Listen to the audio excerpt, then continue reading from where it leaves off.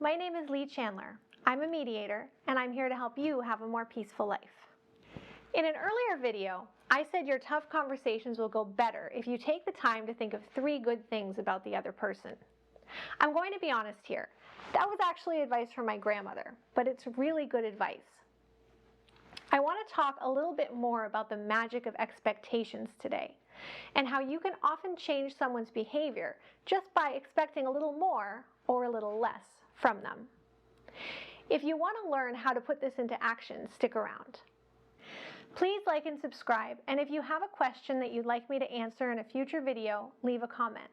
You can also email questions to advice@leechandler.com if you'd like me to answer them in my Ask a Mediator advice column.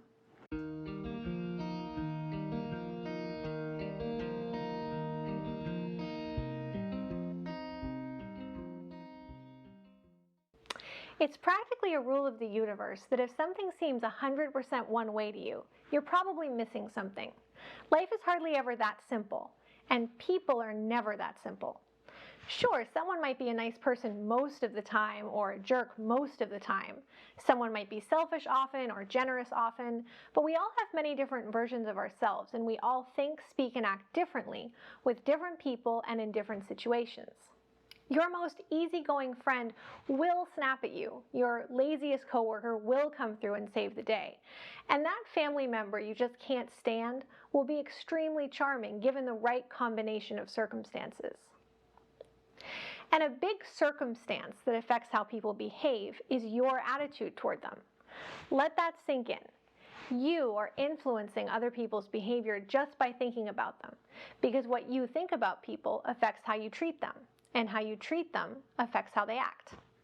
If you're looking at the difficult person in your life and thinking, he's a selfish, stubborn, mean idiot, he is much more likely to show you that selfish, mean, and thoughtless side of his personality.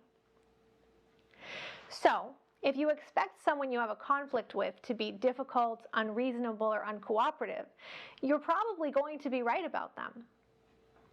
But if you can expect something a little better, even temporarily, you might be surprised to see the other side of their personality come out. So, before you go into a conversation with your difficult person, be honest with yourself about what you really think about them and how you really feel about them, and then look for their better qualities. If you think somebody is selfish, can you think of anything generous that he's ever done?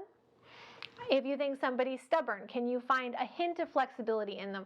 Or maybe can you find a place where that stubbornness has been a good quality?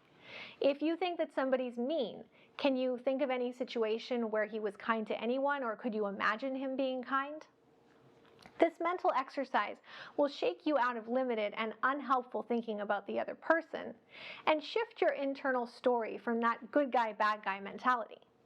Do it before any conversation where you know they're going to push your buttons. Going in with a more complex view of your difficult person will give you the power to see a little more good in them, making it more likely that they will pull out that best self for you.